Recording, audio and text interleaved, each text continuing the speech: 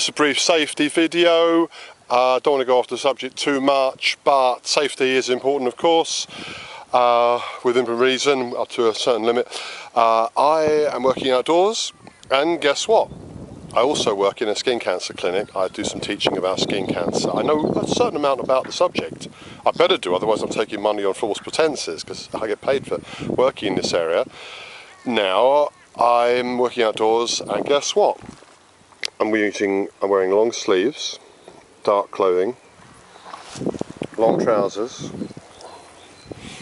wide brimmed hat, and I need one, because you know, working in the skin cancer clinic, you see a lot of men who have lost their hair on the top of their head at a relatively young age. They have worn no hat out of doors, and now in their 70s and 80s they're spending a lot of time having squamous cell cancers removed from the top of the head, and believe me, that is surgically quite tricky, often requiring a skin graft.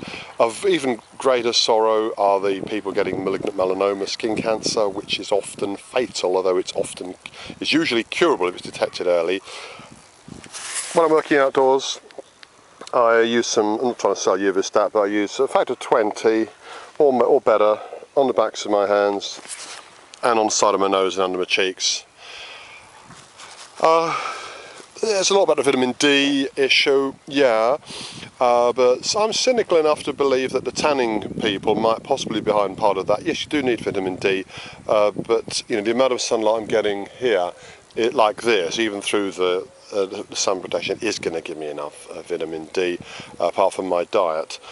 So yeah, when you're working outdoors, you know, as I've said many a time before, if your knife isn't sharp enough to cut you badly, it probably isn't sharp enough to do the job. And you know about the Japanese silky fox saws and how effective they are.